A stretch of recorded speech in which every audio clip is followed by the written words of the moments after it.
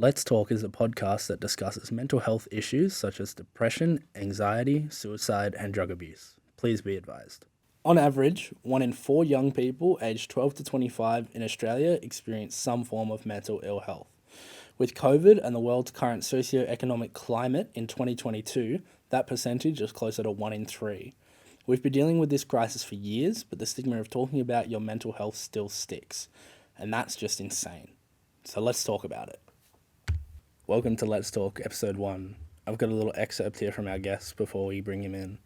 I'd like to read to everybody. My mental health has had many highs and lows throughout my life, and I've had many opportunities ahead of me, but I never seemed to be able to break my ever-longing existentialism. I can pinpoint the start of my depression all the way back to when I got my first PS4, PlayStation 4, as my relationships with family and friends started to deteriorate at the cost of my addiction. So I'd like to introduce everybody to Tom Moy. Tom, how are you? Yeah, not too bad, mate. Yourself? Yeah, I'm well, thank you. So as we're episode 1 of this podcast, I'd like to walk everybody through how we're going to run this thing. So first off, who are you? Tell us about yourself, where you're from, what you do, stuff like that. Well, my name's Tom. I'm 20 years old. I've grown up in regional New South Wales for basically my whole life now, and I've played like AFL footy. I went to Trinity Catholic College in Lismore, and I've basically lived my whole life like around the country town kind of people and the region, and I've loved the area for so long now that it's just kind of been my lifestyle now. Yeah, lovely. Yeah. Yeah, so obviously Tom and I have both grown up in the same area. We're currently at uni together, so this is sort of a cop-out. We know each other quite well, but for the rest of the listeners, we both studied together at SAE. He's quite a good friend of mine, so I'd just really like for him to share more of his story, because it's an interesting story, to say the least. And I think it's a good, nice way to cap off and start off episode 1. So do you want to dive more into a bit of your history, your personal history, and stuff like that? A lot's happened. A lot's happened in the last 2 years that we've known each other, and a bit before, and high school and everything. But we didn't really touch on that. It's not really that important. High school, it builds people, but I want to talk about a lot of the stuff that we've seen, personally, me and you have seen recently in the last couple of years. I'd like to bring that up. So you finish high school, right? You jump straight into uni. And then we're kind of going into just straight up hit with COVID, I guess. That was... Yes. Well, tell me about that transition from high school to uni and sort of that time. So what was that? That was... Well, I think, between like Trinity and like SAE, it was kind of like it was a strange leap. Like, obviously, like uni life is a different breed to kind of high school life. And a lot of what we focus on now in uni is a lot more relaxed and a little bit more like straight to the point, more to the criteria. Whereas high school, it's quite indirectional, and there's many ways that you can go about it. Obviously you go to uni because you want to study something, you're passionate about it, and like I've always been like passionate about filmmaking and everything like that. I remember making films as like a kid in the backyard with a bunch of Nerf guns and things like that kind of thing, like easy, like short films like that. So you're at uni, right?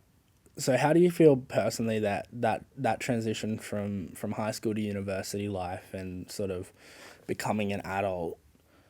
How do you think that affected you? Do you think it affected you at all, whether it's for the good, for the bad, or sort of started something? I think for the better, like it was a good transition between, high school to uni. Made me kind of smarten up my act a little bit, and focus on like the real things that were important in life. It definitely didn't start straight away. Definitely didn't.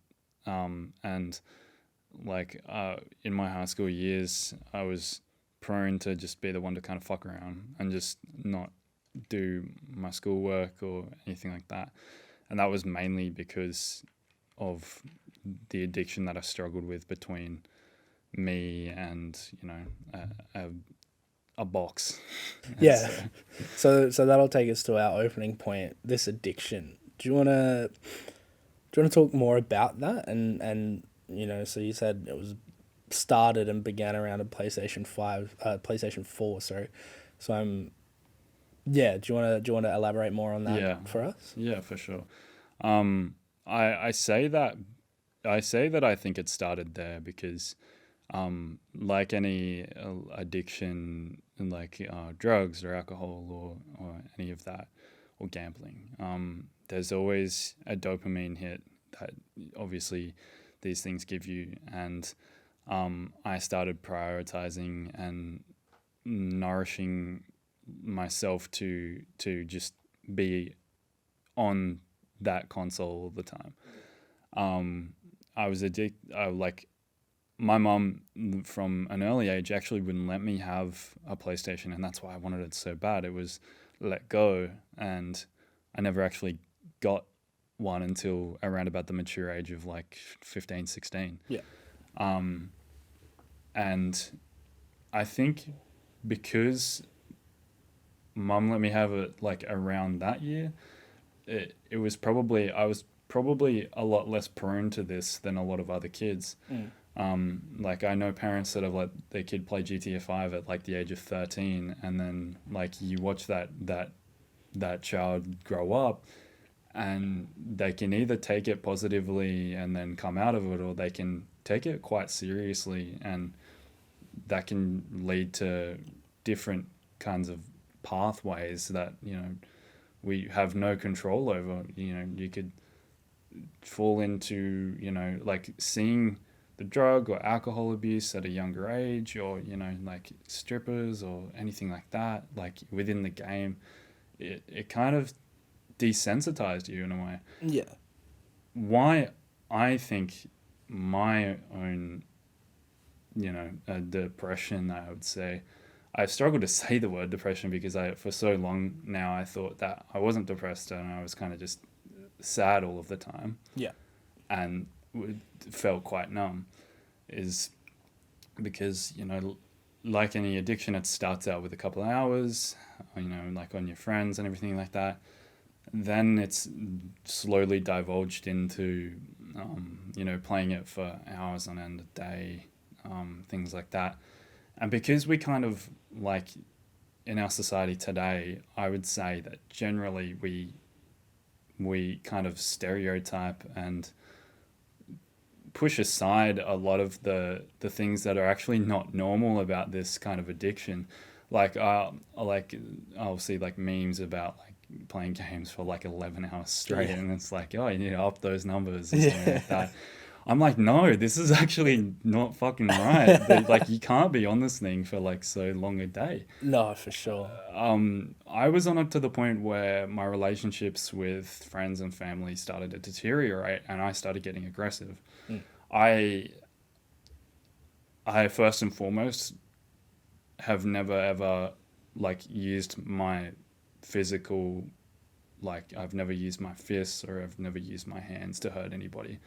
Um, I'm quite the teddy bear like that. I'm not one to harm people, but I would get loud and I would bottle it all up and I would kind of shout at people if they got me very, very mad. Yeah. Um, and I think like I had a girlfriend at the time, when I was around like, from the age of like 15 till 18, like broken up after high school, obviously, but, I but like I think part of the reason why that relationship deteriorated is because of my gaming addiction, and I think that uh, I was prioritizing the game over her, and I was a lot of the time, and I was doing that with a lot of other things as well. So jumping to family, my mum, would kind of she is, as much as I sometimes, she drives me crazy and insane sometimes. I do respect her for like the due diligence that she had for when I was in this stage of my life. She would say like, come on, like only 3 hours or something like that. I would always over push it, and I would over push it and push it and push it and push it with her, to the point where she got so annoyed with me that I was on the game all of the time. And because she started getting annoyed with me, my girlfriend started getting annoyed with me, and like a lot of my friends weren't kind of the subject of that as much. Some would play, some wouldn't play, and I think potentially if the ones that were playing were in kind of the same spot as me. Yeah, right. Some maybe worse, some maybe a bit better. But I kind of tried to hide it for a long time, that I was addicted to it. My mum would say, you've got a gaming addiction. And I'd be like, no, like, it's not. But like I can openly say now that I did. Yeah. And to the point as well where I would neglect school as well. I can see my grades dropping from the year 10 mark of when I was 16, 15, 16. And from there, it just kind of snowballs. And before you know it, you don't have a partner, you have failing school grades, everything like that. I turned out pretty all right, but, coming to SAE and finding that creative initiative. But I think I still could have benefited a lot from, maybe just putting off that like PlayStation, or maybe just not playing it as much. Yeah, it's a pretty wild thing, especially when you're younger. Our generation got access to so much technology that previous generations had never had before. Definitely. Nobody knew what was the right amount, what was the wrong amount, and how to go about that. Because I remember as a younger kid, we had the Xbox, PlayStation, and we'd play that, and during school holidays it would be 1 to 2 hours, and then get outside for at least an hour or 2 hours, which wasn't the worst thing for us because we grew up with motorbikes and stuff like that. But people in cities aren't that lucky. Yeah. They don't have the big yards or all this stuff, and it's not necessarily safe to go outside and measure those sort of things. So like, yeah, it's a tough time to, to really grow is. up. And especially with like COVID, Yeah. like happening as well. Like a lot of us are inside, and a lot of us are playing, like watching Netflix or doing anything like that. Yeah, I definitely found myself during COVID when I wasn't at work, smashing the movies and smashing the games and just living life. Yeah, pretty much. I mean, like it's fun and all, like it is like enjoyable, but I can kind of pinpoint that, I'd say nowadays, like I've got a lot more control over it. Like, I mean, there's points where I will be like, I haven't played. The longest I've gone without playing any games at all is probably about 2 months, and that's happened recently with like the floods and everything like that. Yeah, I guess that's a good way to to curb your addiction to playing games, is having no power or no games to no play. power, no nothing. Yeah, no, and having to. I'd like to touch on that later on, but I just want to go back to your family relationships, if you don't mind, because obviously I know what's going on. Yeah. So when you said that it impacted your family relationships and stuff like that, could you elaborate a little more on that, like on what's happened with your families? Yeah, for sure.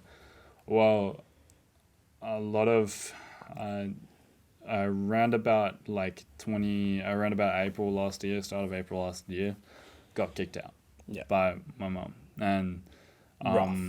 Yeah, pretty rough. Like it surely shocked me, and pushed me into being like the independent kind of young man that I needed to be. Yeah.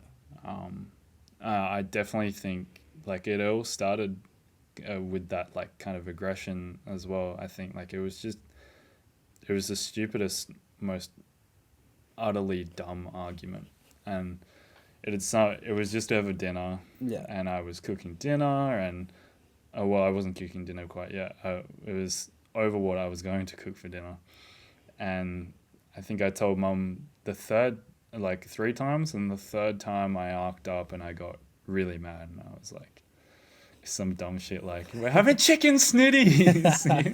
But like it was, but I was a lot more aggressive than that, and Yeah. I think that scared my mum. Right. I think that actually did scare her. Yeah. Because for those listening, he's a tall boy. He's Yeah, I'm 6'3". Yeah. And like, yeah, it's and to your poor old mum, like you don't, if you, I at that point in time, I hate that person that I was. Yeah. Especially the amount of aggression in my voice and the shuddering and everything that I remember that night. It was quite tense. Like I went to the bathroom, and she just said like, "Get out." Yeah. And it was straight up, just kind of hit me, and I was like, "What?" It's like, "What the fuck did I do?" I think because I've built up this tolerance, and like been exposed to like a lot of maturer content nowadays, like wars going on, violent, like I am playing like FPS shooters and things like that, and like the repetitiveness can agitate a human mind. Yeah. And I think that's the source of where my aggression came from. And every time I would come home from like school and everything like that, I would kind of like, I'd just always kind of be thinking about getting back on the game. Yeah. And it would drive my mom insane, and that would arc up her feelings, and then So you should just sort of feed into one another, yeah, essentially. yeah, So, we would. Yeah. you get home, you get on the game, as to you it feels like a release, but subconsciously it's sort of keeping you tense. Yeah. And obviously your mum can see that, so she's trying to get you off and, get outside, come Yeah. cook dinner, Yeah. just socialise for a bit, and then that's arcing you up because to you, you're doing your relaxing thing. That's exactly it. Yeah, That's right. exactly it. It's just like my brain would want the constant bit of serotonin or dopamine, and that's why a lot of people these days are probably, I think personally, that is the reason why some portion of people these days are depressed. Yeah. They're addicted, and they want the serotonin hit, whether that's like watching something or playing something or consuming something. That I think is why we need to talk about strategies and things like that to calm down from these addictions. Yeah. and constant hitting things that we can't control ourselves without asking for help. Yeah, of course. So we'll touch back on that. So you get kicked out. Mm-hmm. What's next?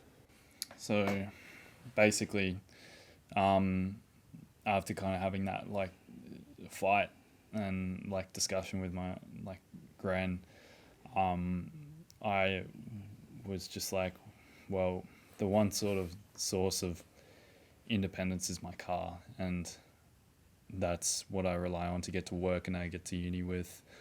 But it's basically under her name. Yeah. I decide that I'm just gonna leave. I actually didn't, despite my own aggression, I didn't feel safe because she was also quite aggressive, and that's because I sparked her aggressiveness with my aggressiveness. Right. And so I left, and I was traveling along the highway. I thought, well, Like my kind of sneaky mind thought like, you know, if anything happens, like I'll go the highway, kind of thing. She basically said, I spotted like my phone and it flashed up while I was driving, and it was a message from Mum. I pulled over and I looked at it, and it just basically said like, if you don't return the vehicle, quite formal like language. If you don't return the vehicle, I'll call the police on you. Right. Essentially, yeah. It it didn't. It kind of shocked me.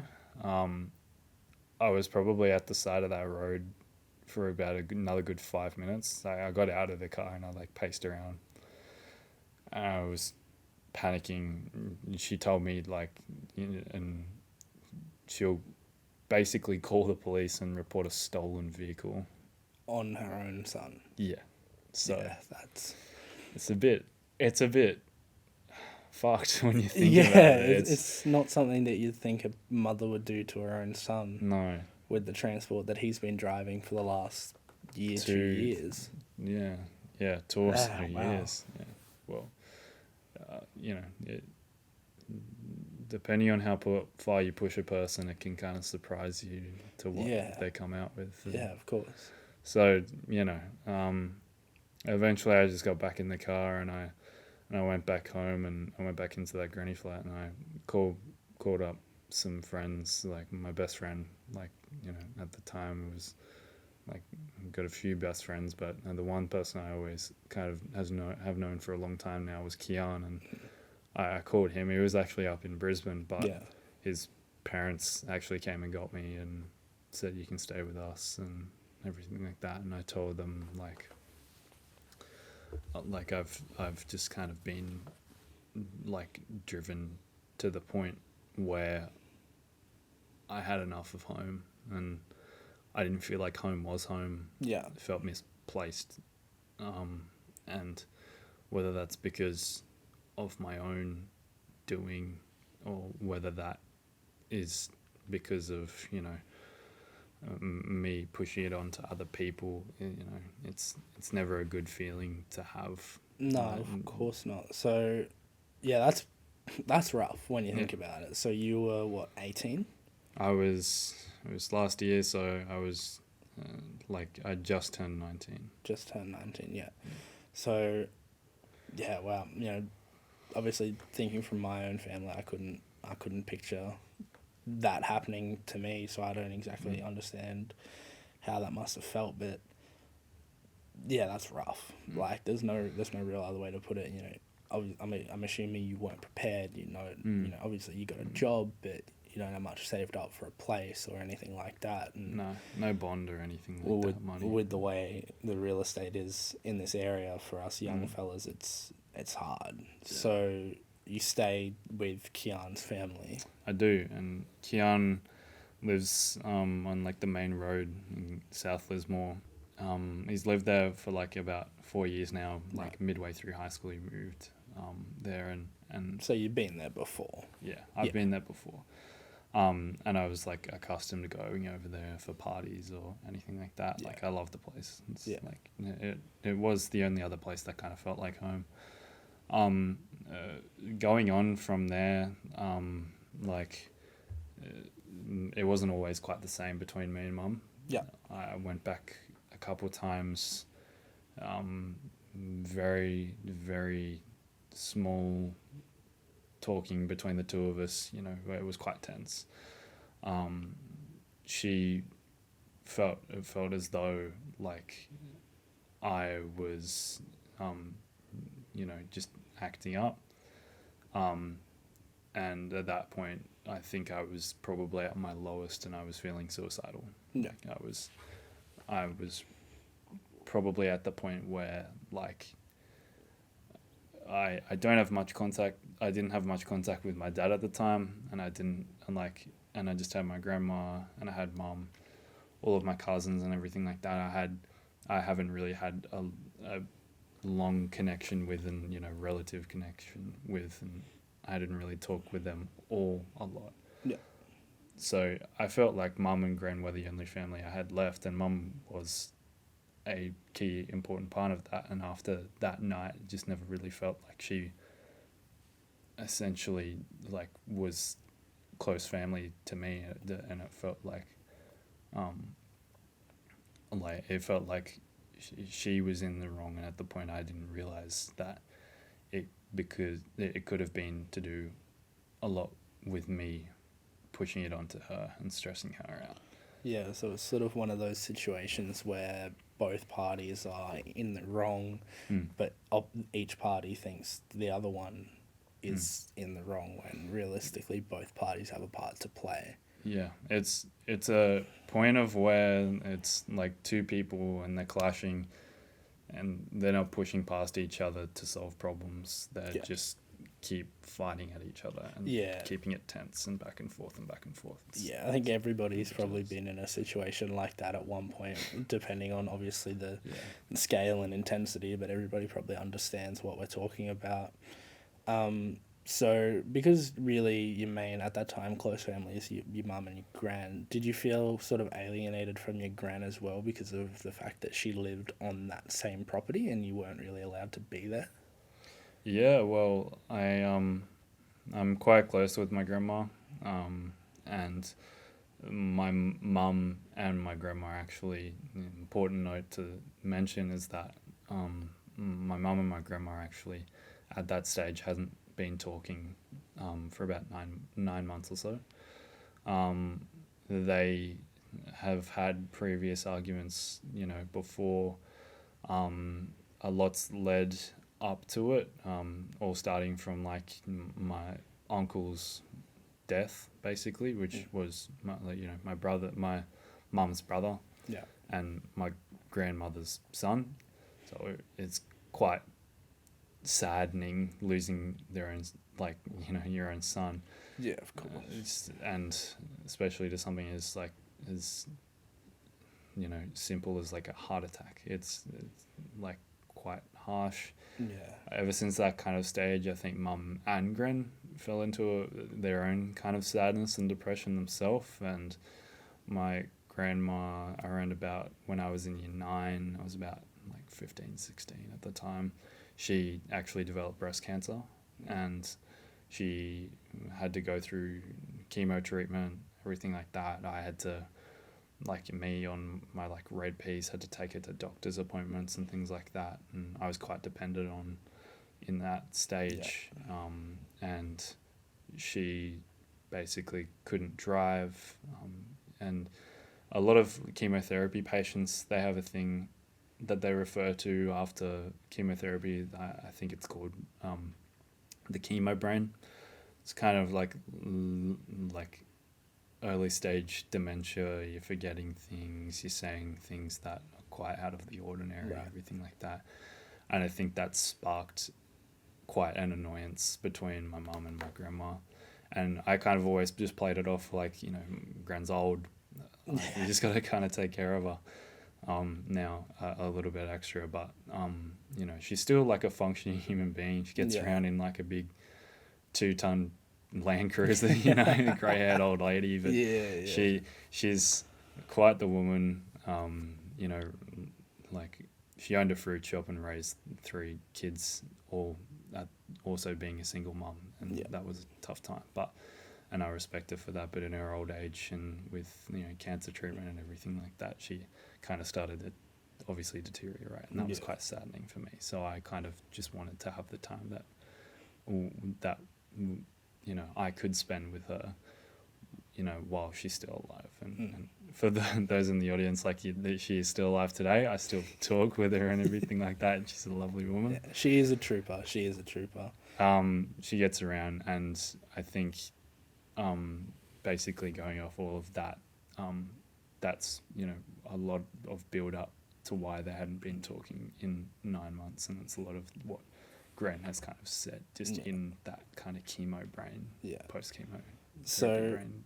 a lot went on in quite a relatively short span, 3 to 4 years. After all of that happened, and after going back to collecting a bit of my stuff, I kind of started to get the sense of I need to become my own man now. Like changing driver's license, paying for my own bills, everything like that.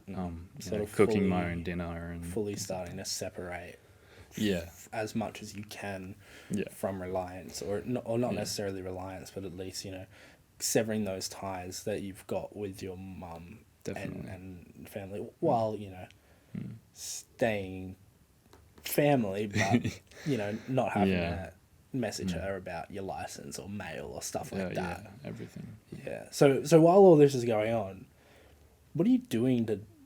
How are you coping? Like, what are you doing to manage all this shit that's going on, for lack of a better term? Well, that's kind of where I fell back into playing games. Right. At I call it the Murphy's house, but Kian's house, we'll call it.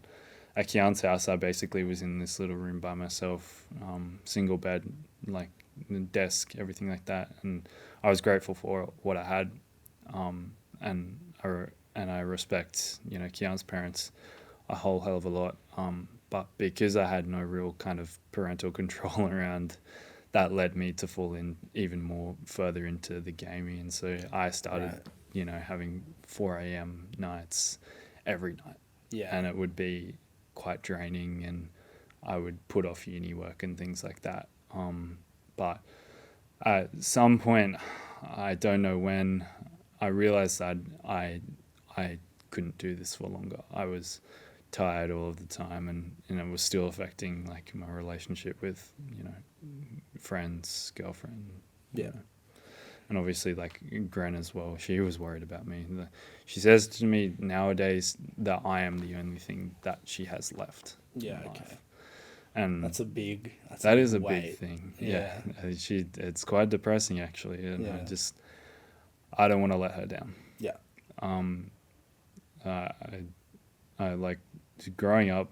I've never really had father figures or anything. Like I've had father figures, but I've never actually been strictly in contact with my dad. And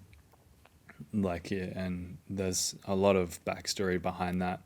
Basically, like at a younger age, I barely remember it now, but basically I remember like one instance of like brief sexual abuse, basically, to when I was around about 4 years old. Yeah. 2 years old. Yeah.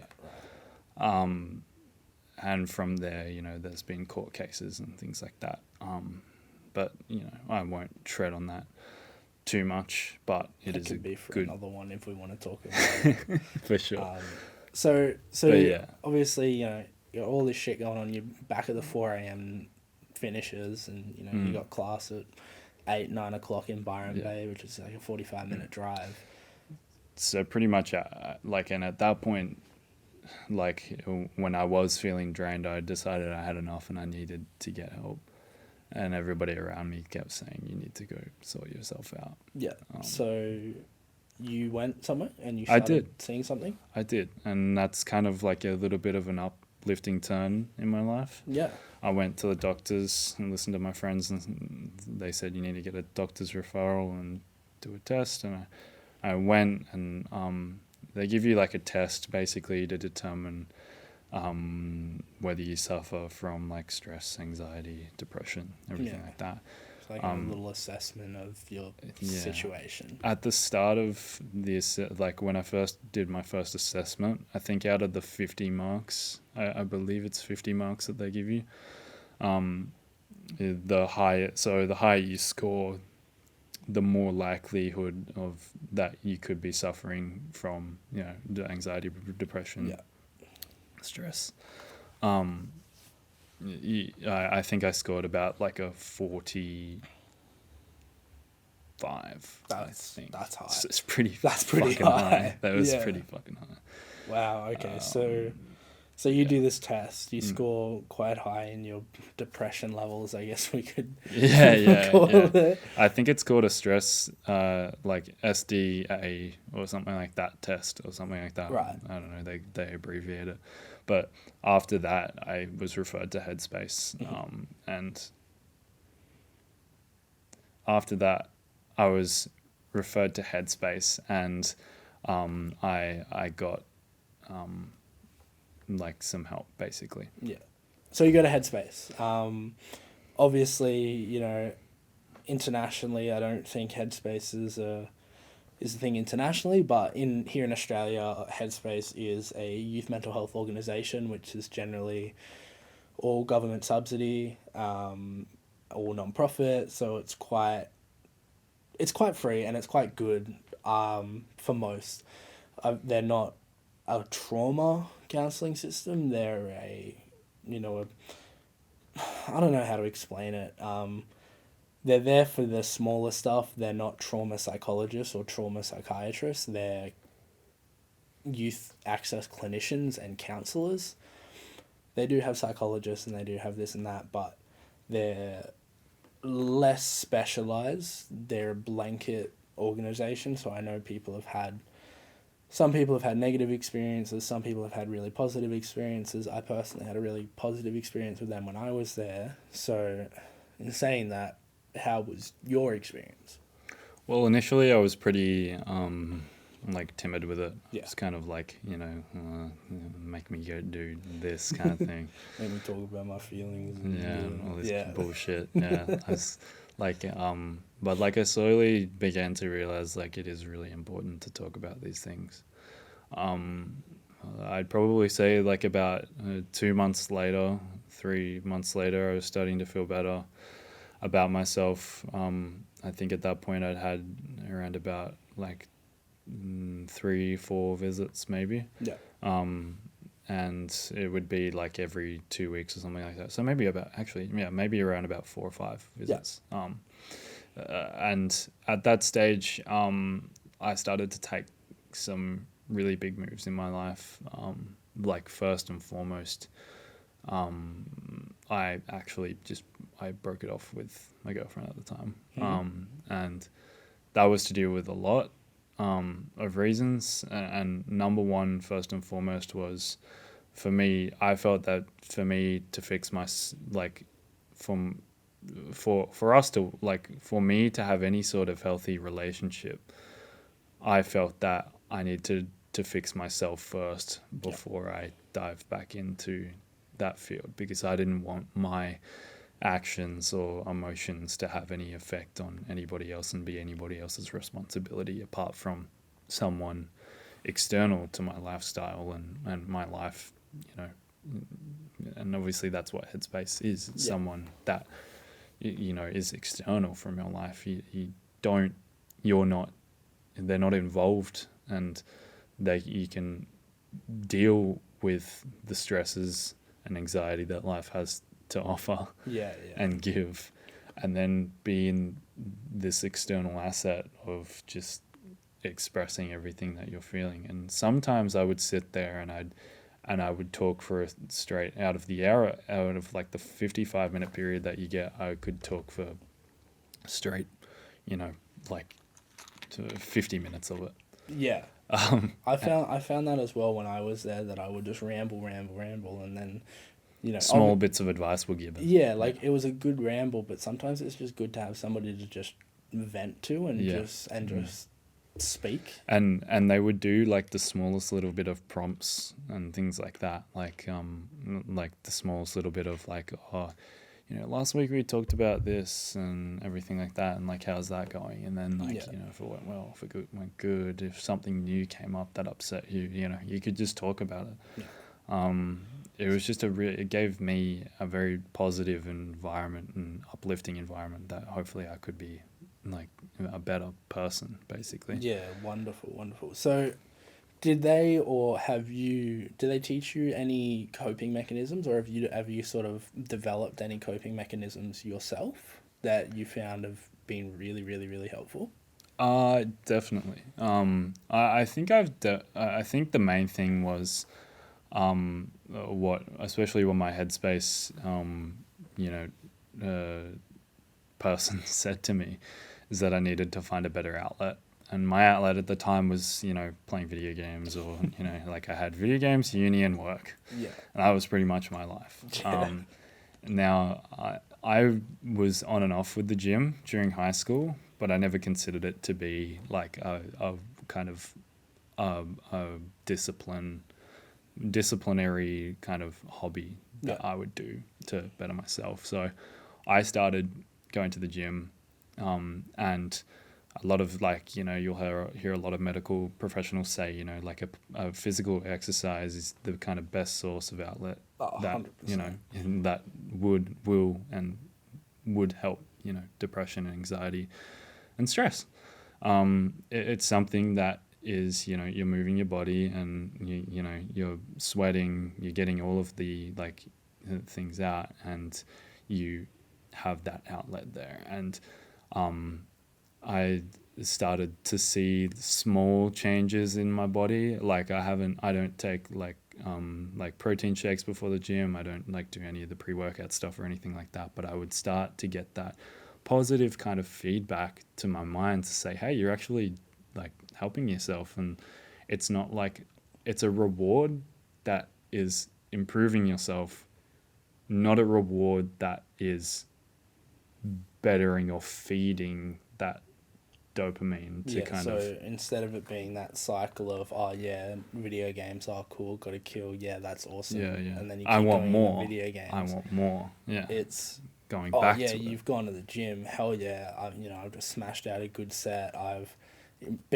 improved my PR by 10, 15 kilos. Let's Yeah. push for another 10. Mm. And it's in a healthy way. It's not in a, it can be addicting, of course, but it's a healthy addiction For sure. most of the time, as long as you do it properly. Yeah, as long as you do it properly and you have like it doesn't even have to be the gym. It can be like running, it can be doing any sort of physical like activities. It will always benefit you and help you to better your mental health and everything like that. Yeah. After going to the gym for like a long time now, I pretty much like I think a few more months went by, and this is leading into this year.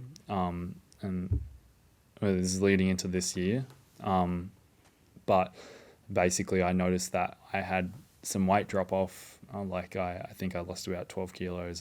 Went down from about like 98 to like 86 or something like that, which is pretty healthy BMI. Yeah. Like Especially decently. for the size of you as well. That's That's like, a good place to be. Yeah, definitely. And I started to feel a lot better about myself then.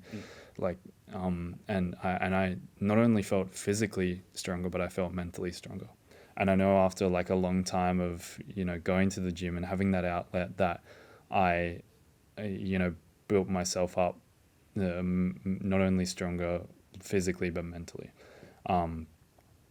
And I kept going back for the visits because I felt as if there was more I could do, more I could help with. And I was eventually at a stable point in my life that I felt that I could be okay. So I ended on about 10 visits around December or actually mid-January. Yeah. And that's kind of where I left my mark on Headspace until I needed to come back or something like that. And they do offer, like, they don't just say, oh, you're fixed now. Yeah. You're out of here. Don't worry about it, sweetheart. No. They do consider and say, look, if you ever need to come back, we can open back your file and we can sort stuff out. And we can do this together. That's awesome. So you finish up at Headspace, you're at the gym. That brings us up to fairly current times. So, we'll place that early February 2022. You're living in South Lismore, and then Lismore goes underwater.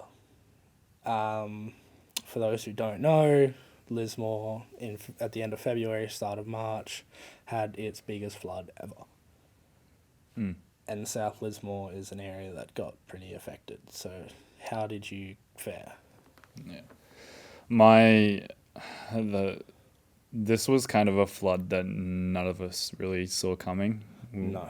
We got a lot of warnings about it, and nonetheless of like how many warnings you get, it's, you know, it's almost never 100% the depiction of what is actually going to happen. I remember it would like, so basically it happened, the first flood, the first flood happened in late February on the 28th.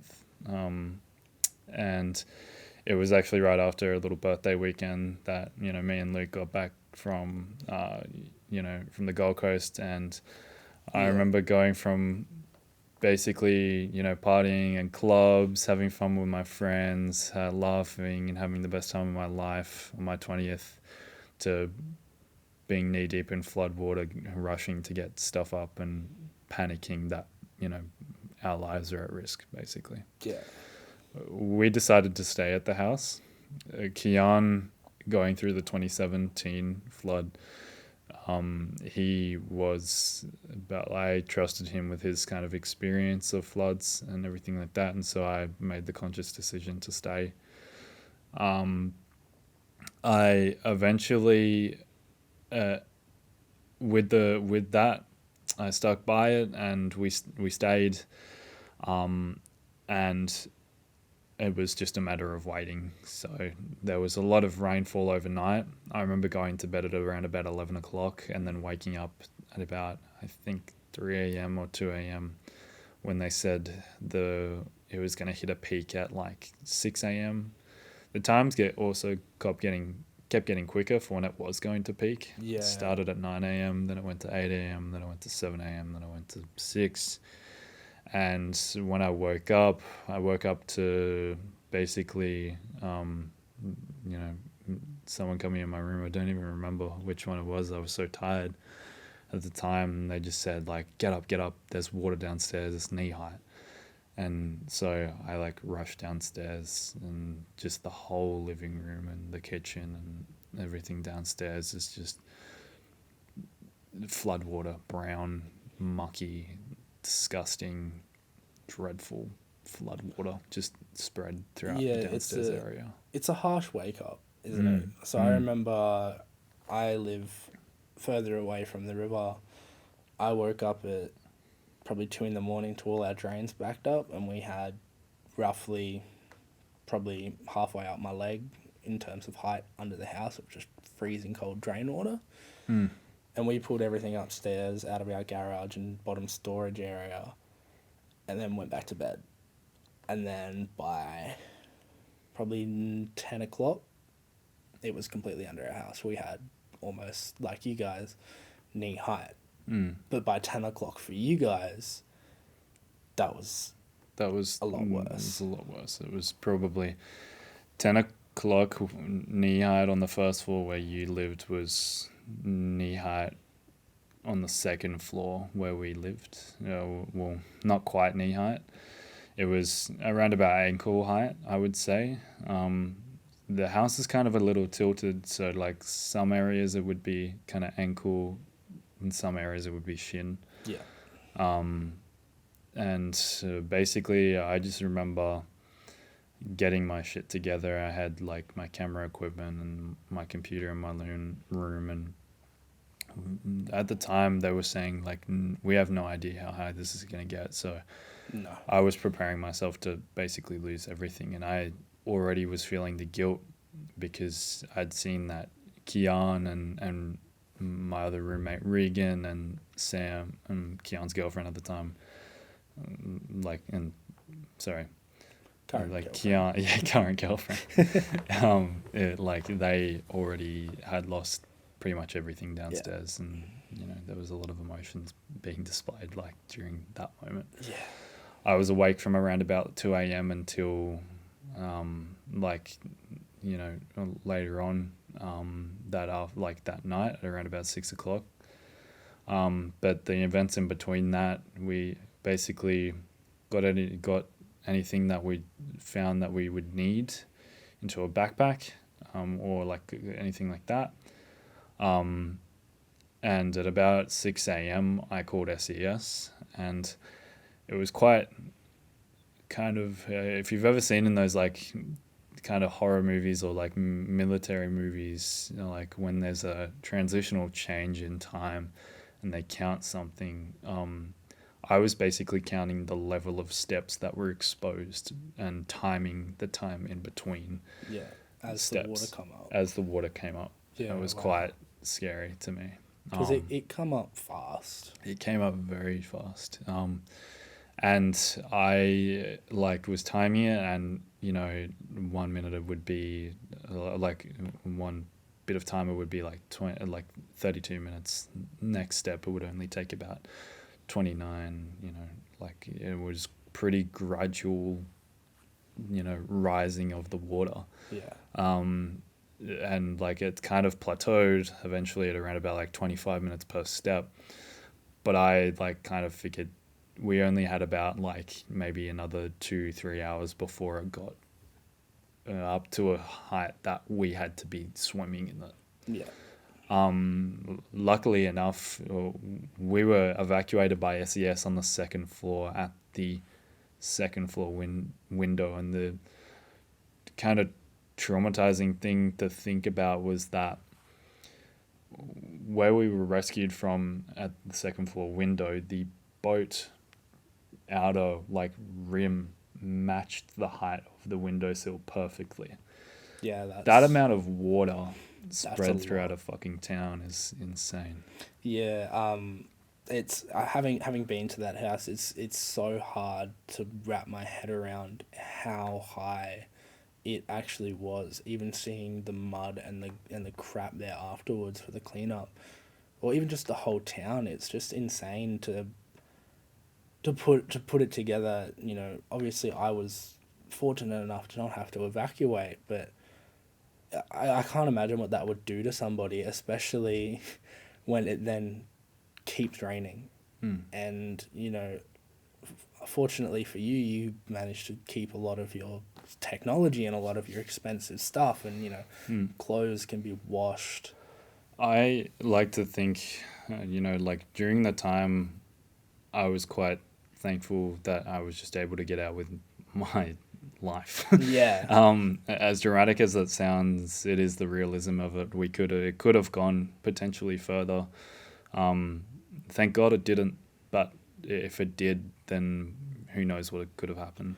Yeah, because it peaked not long after you were out, We if were I out. understand correctly. So for me, from my side, we had no service and no power. So I was trying to keep in contact with all my friends as much as possible, and I knew where these guys lived, and I knew that it was not going to be good over there, and so I was trying to keep engaged and involved, and I had no service. I had nothing. And for me, with how high it was at my house, I knew it must have been terrible. And one of the last Snapchats I had from Tom was, "It's coming upstairs." And so for me, I was stressing out over him and all my other good friends who live closer to the flood zones. And it was, unfortunately, as much as it sucks to say, but it was such a sigh of relief to know that you got evacuated. So we went up the hill up into an area that's not affected by anything. We got the phone service and saw all these updates from Tom and everybody else that we know. And it was just so surreal that people that have never had water in their house or never have had to evacuate previously are evacuating or have lost their house. And it's just, yeah, it's so hard to wrap my head around even to this day after we've just had a second flood in Lismore. And I can't imagine how it must, feel like a setback to you as well, where you've worked so hard and you've gone through all this crap that you've gone through to then just have to evacuate and ditch everything and restart again. And just get out. It's a traumatic event that I don't think anybody should have to experience. And No. like after being rescued by SES, like the events that like evolved from there while we were being rescued, at one point we had to get across the main bridge that linked South Lismore to like the rest of the town. The boat that we were in was too low to basically go over the bridge, but to like it basically couldn't get over without the boat scraping the underneath of the road that was up high. Yeah.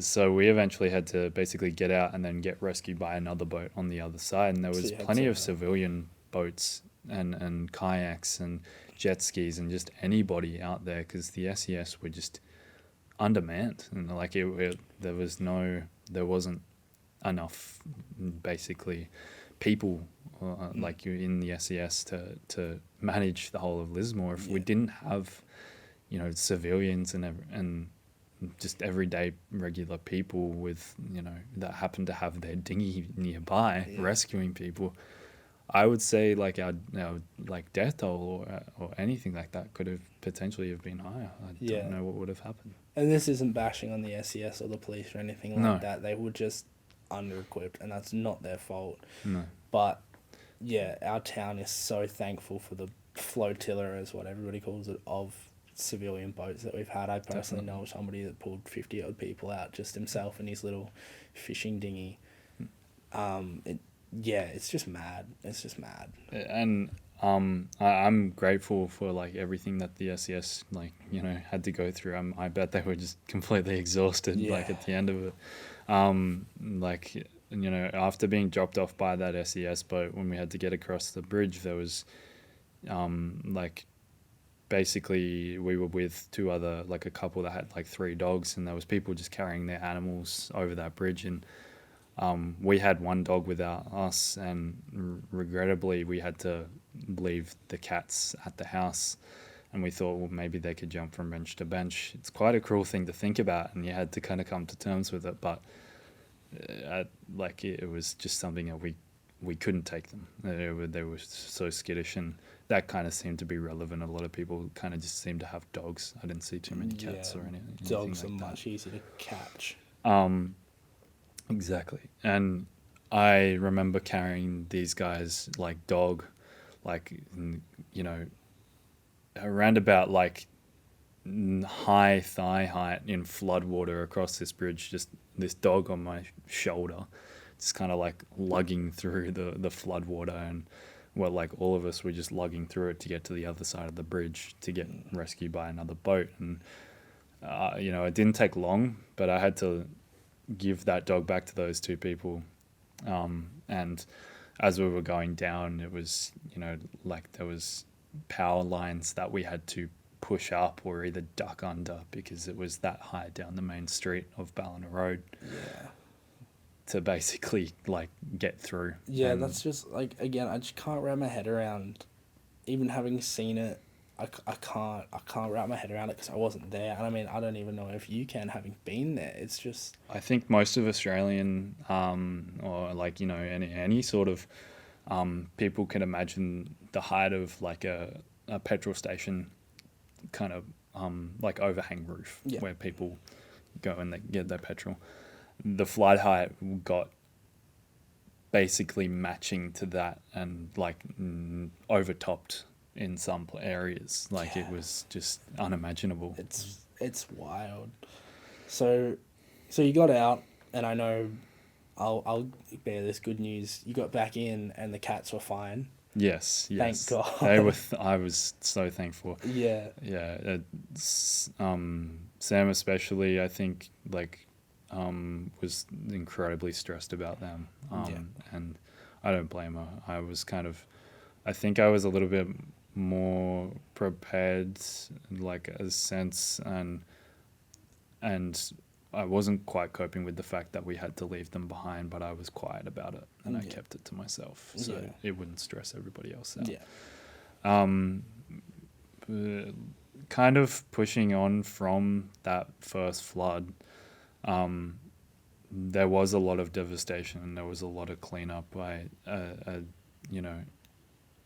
Ever longingly, like after 2 weeks or so of cleaning up, I cleaned up my workplace, computer shop on Magellan Street, in the center of Lismore, in the CBD, and after a couple of weeks after cleaning up, I actually ended up losing my job to the floods. Yeah. So they just couldn't. Obviously, they lost everything. It was upstairs. in there. And they just can't open. Yeah. At the moment, it's They basically, yeah, they had everything stocked up in a mezzanine in the shop, and we never thought it would get to that height. But lo and behold, it did.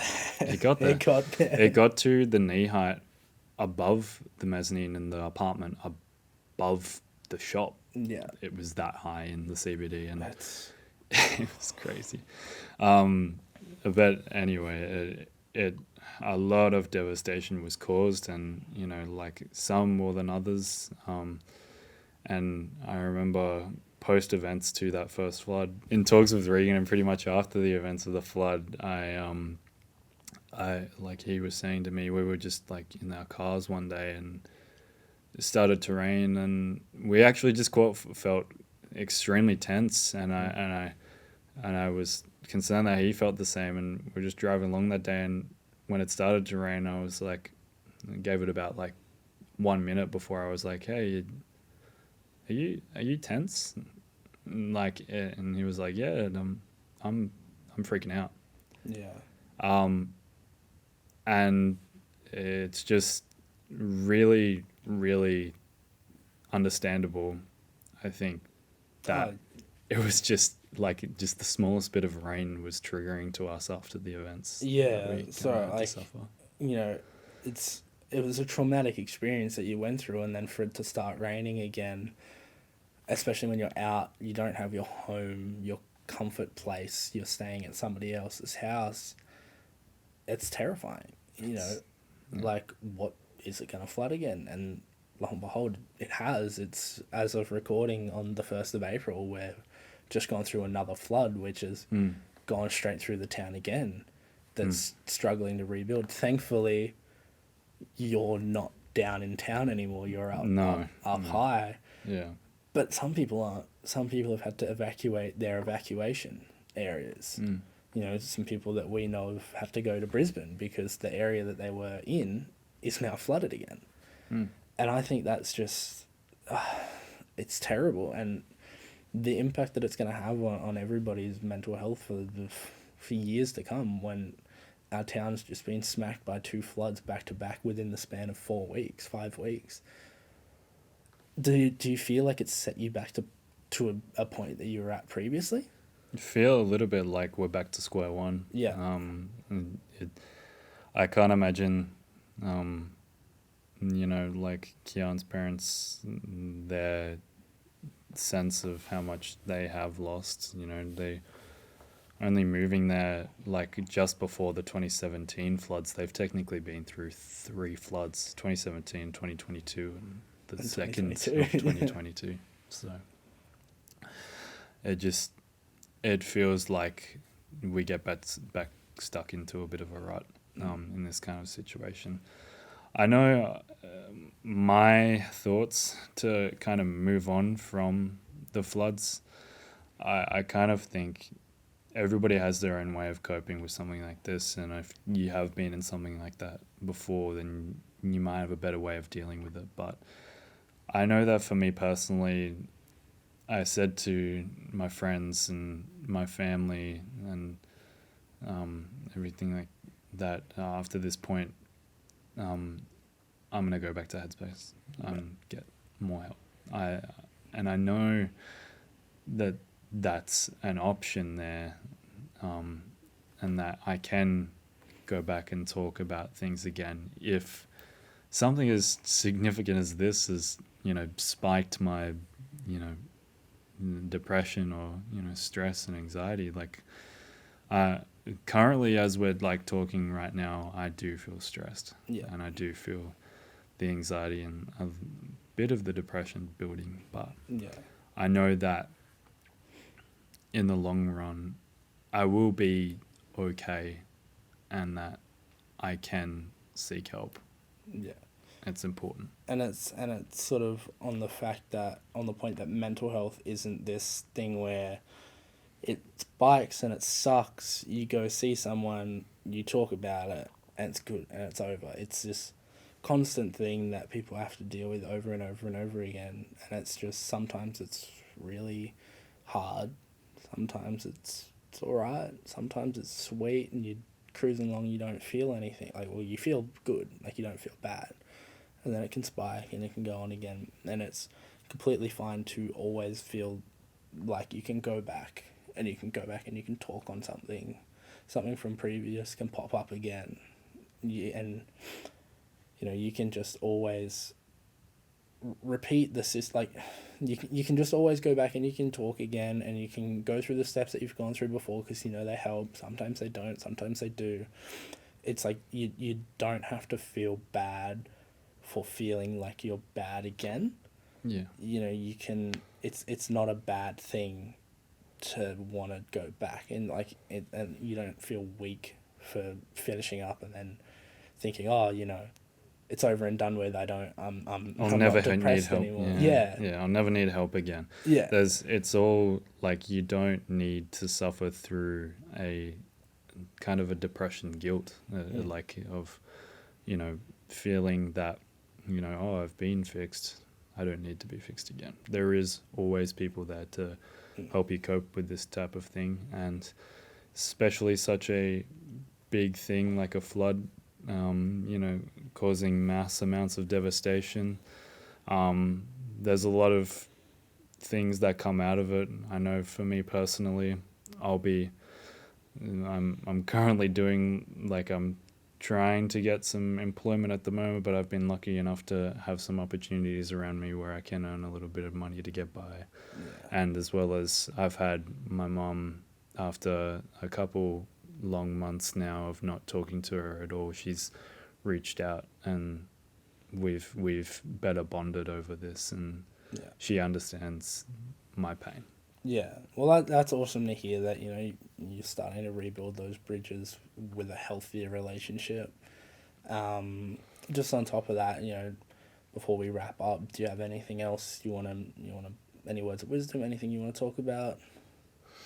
To anybody listening and or watching this podcast / video, I would like to say that I felt alone until I wasn't alone, and that you seriously can get help. There's a lot of people that say that statement out there that undervalue what it's worth. Yeah.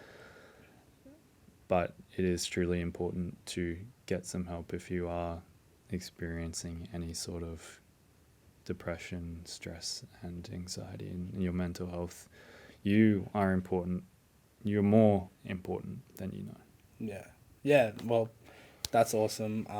Tom, I'd like to thank you for coming on, jumping on this pilot episode. It's been amazing to sit down and chat for almost 2 hours already. Obviously, your story's not finished here. I'd like to have you back sometime to talk more in the future. Hopefully not about any more floods. Thank you so much. So, yeah, awesome. And with that, Tom has left the building. I'd like to thank everybody for tuning in and listening to episode 1 of Let's Talk. I'd like to preface again, if anything we've talked about has brought up anything of concern for you, please don't hesitate to contact Lifeline or any of your people in your support network. Thanks again. I'll see you next time.